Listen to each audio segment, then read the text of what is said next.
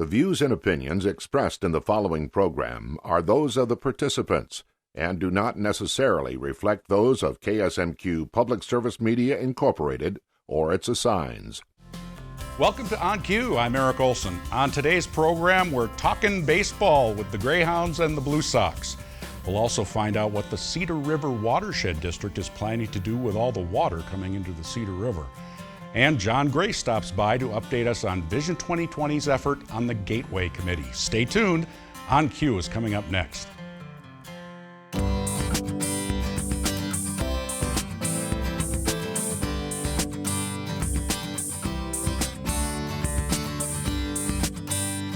From KSMQ Television in Austin, this is On Cue, connecting interesting issues and interesting people. On Cue. Well, how fortunate is it that Austin is home to not one, but two Class B amateur baseball teams? Today, we welcome Matt Cano from the Austin Greyhounds, Josh Kunze on my far left from the Austin Blue Sox, and Joe Saratori from both, really, from Markison Park. And as I understand it, you kind of brought both these teams to life. At different times, yeah. That ages me a little, but yes, I did. How did this come about? Well, when I came to Austin in 1987 as a teacher, they didn't have any amateur baseball. And I had a passion. I'd always played in college, and there was kids around the area that wanted to play. And so we started, by 1990, I started the first team of local guys, strictly local guys. By 91, we grew a little bit. Matt played as a senior in high school. I recruited him, and we made our first state tournament. And from then on, there's always been a team in Austin. The Greyhounds have always been here. There's been 4 teams in town at one time. Really? Yeah, in 2005 or 6, we had 4 I'll teams. Be darned. Yep, and isn't that about when the Blue Sox came about? I started them in 2004 after I'd given up to Matt the Greyhounds after the 2002 season. We had an athletics team. We started in 01, so we always had 2 teams. Yep. Is it because of, is there that much interest or just that much passion on your part, or a little bit of both? I think both. I mean, kids like to play, and one thing's changed a lot is that people aren't interested in giving up a lot of time to sit on the bench anymore. Kids want to play. And so we looked at it and we said, instead of having rosters of 20 players where, a lot of kids don't play all the time, we had smaller rosters and we had more teams. And both teams are competitive. It's always there's no quit in the teams, which is fun to watch on the field. And Matt, now, is there a draft sort of, or do you just call kids up on the telephone and say, what are you doing? Or how do you get a team together? That's kind of exactly how it works. It's kind of been unspoken, but we've worked with Joe as well. We do have some Austin High kind of commitment and ties a little bit more on the Greyhound side. And then the Riverland College kids, they need a place to play, along with some of the kids in the area as well, kind of primarily gravitated towards the Blue Sox. And really we hadn't had room for a long time. We had a core group of about 10 or 11 guys for about 10 years. Now that it's dwindled down, and there's a new crop coming through right now as well. But we really haven't had too many difficulties as far as agreeing on players. Are you two intense competitors, are enemies now because you're both, or are they cooperating with each other? We've all had moments. We'd be lying to tell you that we haven't had moments that. Is that why you're sitting in between them? No, actually, you know what? I've had moments with both of them too. It's not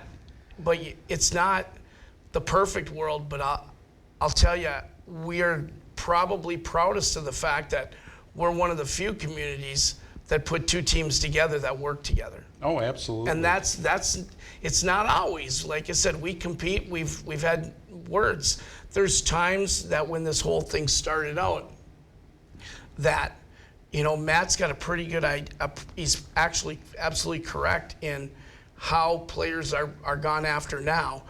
Josh takes a high school kid out of Southland, an Anderson kid, and Matt's got a Gassner kid and some kids out of Austin High. But there was a time when, we had some difficulties where I did more of what I wanted to do versus what we need to do to have a full program. And we've worked it out. Put it this way, we've gotten the bugs out of it. And it's made for a better relationships. We all care about one thing, Marcusson Park and kids playing baseball. Now, Joe, you brought some hardware behind you, and I know it's just a little bit of the hardware, but you have quite a few trophies of accomplishment. What are some of those? The one in the middle is the 53 state championship team. I've gotten, Larry Scheid has given me all of his father Emil's trophies, and so we want to stay attached to our past as well as where we're going.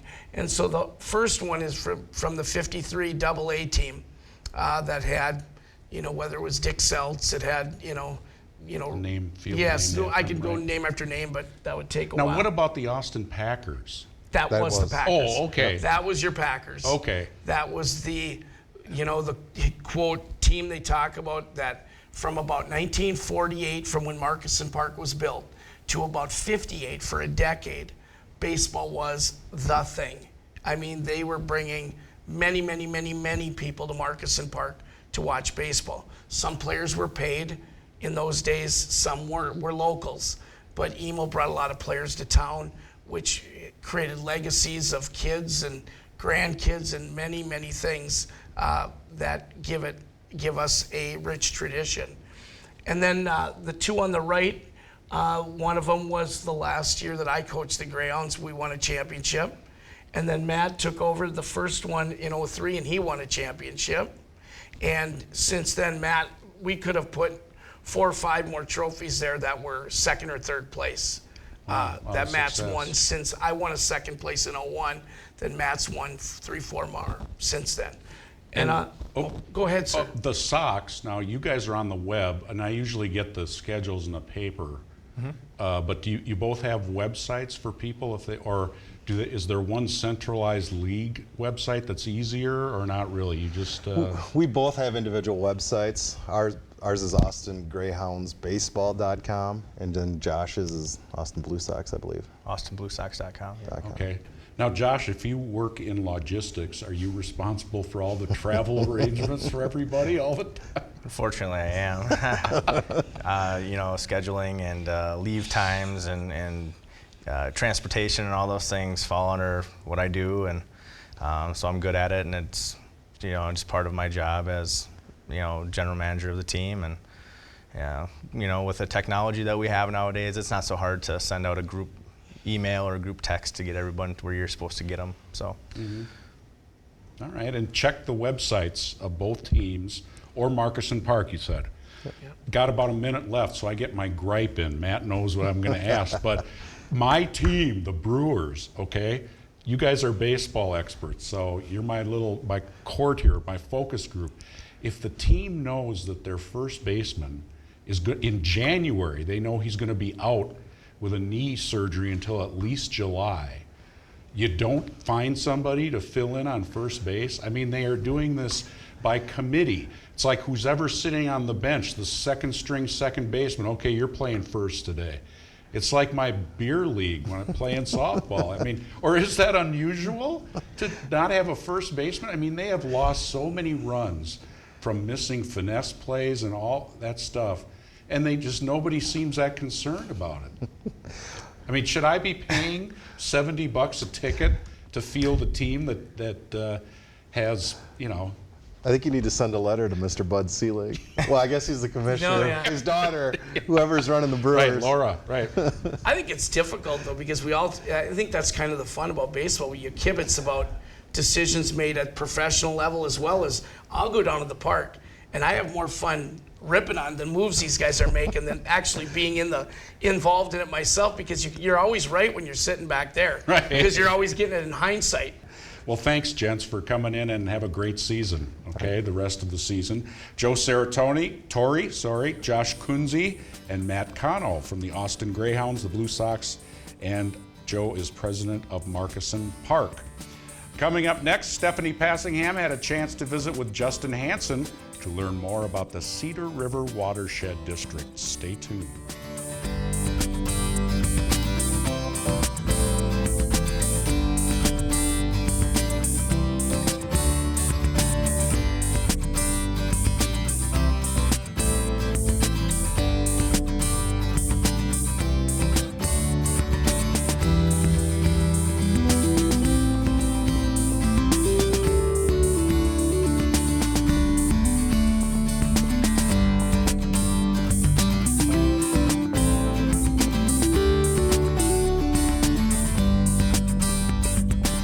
You can watch On Cue anytime by visiting the KSMQ TV website, ksmq.org. Next, we're going to talk about the Cedar River Watershed District, and our special guest is Justin Hanson. He is a water resource specialist. Is that right? Welcome to the program, Justin. Thanks for being here. Thank you, Stephanie. Thanks for making some time for us. Absolutely. Watershed is a big issue, especially this year with all the rain we've been getting. Tell us a little bit about kind of the mission. It's on your website, and it's to reduce stream flows and protect and improve water quality in the watershed. That's a really big mission. Give us an overview of what a watershed district is. Absolutely. Big issues that go with that. People familiar with Austin and familiar with the area around the Cedar River are aware that flooding has been an issue for many, many years. We've got documented floods going back to the early 1900s. What's happened in recent years is we're beginning to see that become more frequent. And I think we got to the 2004 flood, which was a major flood of record, actually. And people finally threw their hands up, the community threw their hands up and said, enough is enough. We need to do something about this. And so what came out of that was a lot of discussion, a lot of input from stakeholders. And they decided that a watershed district was the best way to attack the flooding issues that were going on. And so in 2007, the watershed district was formed, the Cedar River Watershed, with the mission and intent of reducing the flows in the Cedar River watershed by 20% coming through Austin. Now we say Austin because we needed a benchmark to shoot for, but in reality, we have major issues going on throughout the entire watershed. It isn't just Austin itself. And it sounds like that's what the community was looking for, a more comprehensive approach as opposed to fix this one piece over here. You're going to take a look at the whole system where water's coming in from all directions. Absolutely. You know, we have lots of concerned government organizations. The city of Austin, obviously, the infrastructure that's at risk. The Soil and Water Conservation District, we had water quality and flooding issues that were kind of on our radar. But like you said, a comprehensive approach. There had never been an opportunity to really look at the Cedar River holistically and say, this is a plan of action that's actually going to get our target goals, where we're going to hit some flood reduction opportunity. So do you have a checklist of things that you're addressing? I mean, you're looking at the big picture, but there must be some specific items that you are saying, you know, we really need to tackle this, or, you know, I'm assuming you've got some kind of list. Well, we do, and actually that's been kind of a little while coming. Unfortunately, you start a local government unit, it takes a little while to get up and running. We started in 2007, but to make sure that you're really focused on local issues and making sure everybody's voice is heard, we took it through a planning process, and then there's rules process, and each one of those was 18 months apiece, just to make sure everybody was heard. So getting to a point where we're actually identifying areas and we have everybody on the same page to go after an approach has taken a little while, but we've been doing that the last couple years. So we do a lot of hydraulic modeling. We're looking at the way the water flows through our watershed. Interestingly enough, there's, with all the different tributaries that are in the watershed, each one kind of has their own personality and approach that needs to be taken with that. So those are the things we're working on right now, is getting, and we have actually gained an understanding of how the water flows through. Sure, you've got to know how it works before you can make any decisions. Yep, and so on the back end of this now, we're getting really good information so that we know when we go put a project out on the land that we're hitting an area that is going to be efficient and is going to be successful. So slowing the water into the river, you mentioned by 20%, means not that the water doesn't exist, it means slowing it down from wherever it's coming from. Exactly. How do your upstream folks feel about that? Because we are an agriculture area, and a lot of times, those guys want to get that water off their ground as soon as they can. How's that been working, and what are your targets for slowing the water down? Right. And just, I guess, to talk about that, we take one step back and just say, the concept of a watershed approach is a little bit new to our area. We've tackled problem areas for soil erosion, or the city of Austin has bought out homes. If it floods, that's infrastructure that's underwater. We're going to buy you out, and so there's been an immediate, we're going to take something out of the watershed and make it better. Now, what we're doing is with the watershed district is actually looking at the watershed as a whole and saying, okay, if we can hold water back in the very upper reaches of the watershed and stair step down that approach, we're actually going to do a more efficient job of slowing the water down. Now, most people think, if you have water issues, you address it where the problem is, in the stream, where that building is flooded, things like that. This is a different approach. So we're going out and we're talking with the community. Obviously, we're a heavily agricultural area here, so most of the folks that we're working with are in the ag community. When you talk about buyouts with houses, in the city proper, is it possible that you'll be taking a look at buying out a certain section of farmland and maybe restoring it to wetlands to slow that water down? are you looking at projects that big? Yeah, things like that. One of the nice things about the watershed district, we have lots of flexibility. We can work with landowners and kind of meet their needs, and we're finding that we're doing that on projects already. And what you're saying is exactly right. We do have some areas in the watershed that are still marginal cropland or aren't producing as well. Those are ideal areas to store water and if it gets flooded all the time anyway, you can't produce a crop. Exactly, yep. And so what we do is we take that low ground and marginal land and we kind of soup it up. We put it on steroids a little bit. We put structures in and impoundments and things like that, specifically designed for holding the water back on the landscape. And what we also find too is we're taking advantage of what nature had there originally, 300 years ago. We're not trying to reinvent areas. These marginal areas were typically wetlands years ago. Right. And by doing that, we're also finding that we get a lot of water quality benefits as well. And so that's another one of the missions the watershed district has is improving water quality along with the flood reduction. And define water quality for us. Is it simply clarity? Is it what's in the water? Help us understand what water quality measures you're looking for. That's a great question, because I think if you asked 100 people, everybody would have a different answer for what water quality looks like. Sure. And so we understand that, we appreciate that. I think you can talk about water quality as far as how much dirt is in the water. We have very specific monitoring that we're doing to measure how much dirt is in the water, how much bacteria is in the water and things like that.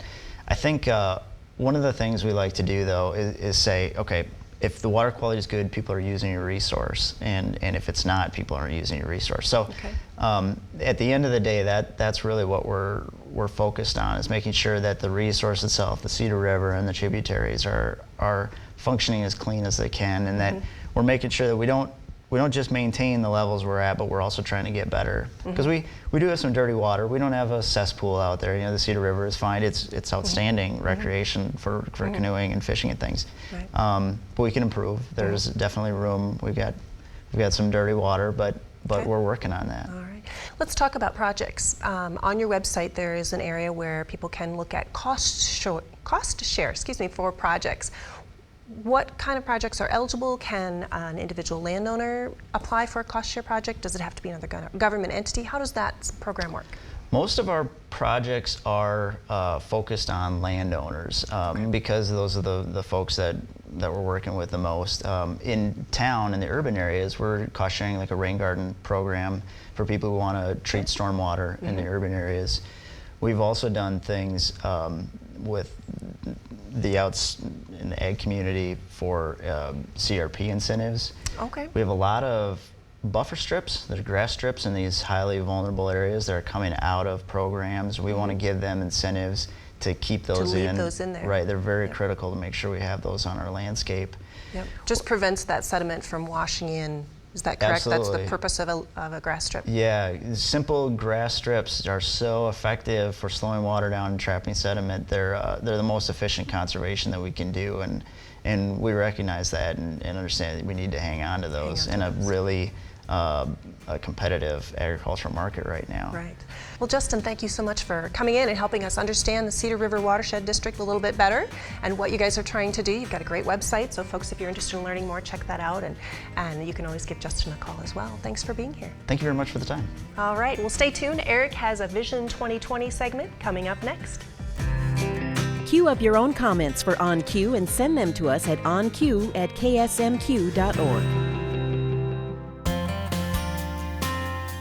On Cue's Vision 2020 segment is brought to you by Hormel Foundation, Games People Play, and Turtle Creek Estates. And welcome back to On Cue. I'm Eric Olson. Time now for our Vision 2020 weekly update. And John Gray joins us from the Gateway to Austin Attraction Committee. Yes. Hi, John. Good afternoon. And there's a lot happening in your committee as it relates to the way Austin looks as we come along the freeway. That's very important to our community. That is correct. Yep. So we figured that I-90 corridor from the West Bridge, Oakland West, all the way to the Country Club Bridge. We refer to I-90 corridor, but it is our front yard to our community. And so what are your committee members and yourself, what are you involved in specifically with how that's going to look in the future, coming years? What's going on? Yeah, just addressing just that I-90 corridor. We've met with MnDOT 4 times. The latest was last Wednesday, where we had a group of 6 individuals from both the Rochester office, which is called District 6, Southeastern Minnesota, and the state office come to Austin to tour the I-90 corridor. So we started out at the West Oakland Bridge, and they took pictures of every bridge going down the corridor. We explained our vision for every bridge, and basically the goal was for them to be on site and visit this corridor and visit the downtown Austin and other historic sites within Austin to build a theme for that whole I-90 corridor. So, I mean, that's the plan, and by doing that, they're going to save us about $75,000 in consulting fees. So they've been very cooperative, but working with the government, it's a slow process. So. And we're talking about new bridges also, not just how they look around the edges. Correct. All these bridges around here have been built in the late 50s to early 60s. So they just replaced the bridge over by Eastside Lake, which they call the flyover bridge. And I mean, that's all in concrete, and it's definitely a huge improvement, but that was unsafe. They have plans that in 2015, they are going to replace the bridge out by Watts Cooking, the 11th Drive Bridge. They've got some problems with that bridge, so they're going to take that down and replace it. So that's the first bridge that we're keying on. 2015. In 2015, but we have to have the plans in place, they do, by January 2014. So we need to be working with them in the next 6.5 months as to the theme of the I-90 corridor being built and the aesthetic appearance of that bridge. Okay, I'll ask. I just think of a bridge as something you drive your car over. Right. So what makes a bridge aesthetically pleasing, or what works with the downtown? What does it look like? Well, and that's what we're trying to determine here. I mean, like I said, we gave them a tour of downtown and around the Austin area and the various historical sites, including the Spay Museum, Hormel Historic Home, things like that. So even the old Roosevelt Bridge. So they're trying to develop themes, colors, things like that for the community. Now we see a lot of brick, and that's our committee's vision right now is to use brick and use other colors to get to your point. So it's more attractive to the travelers. So when they come to I-90, we've got something that'll catch their eye and draw them in. So, okay. Oh, that's very important, yeah. I suppose, if you're looking at a city and you didn't know much about it, maybe something catches your eye. That's the whole point. I mean, it's been pointed out early on that if you go into a neighborhood in a town that's not familiar to you, what's going to attract you is the eye appeal of the front yards of all these homes than if you get into a nice neighborhood. So we're trying to do that same thing on the I-90 corridor, and now that I've been working on it for the past year, and you go down and you start looking at bridges, but you look at our corridor and it's pretty blah. So yeah, we're really trying to improve on the looks of that I-90 corridor. Again, it's a slow process, working with them. We have a couple other goals in mind, but that is the main one. That's a big one. Yes. Well, thank you for your service, first off, on this committee, and thanks for joining us here on Vision 2020 Update. Not a problem. I'd be glad to come back anytime, get you update on the full committee and all that we're doing, but we're finally starting to make progress. So doors open. All right. Okay, John, thank you. Thank you. And that'll do it for us right now. I'm Eric Olson. Thanks for joining us for On Cue. See you again next time.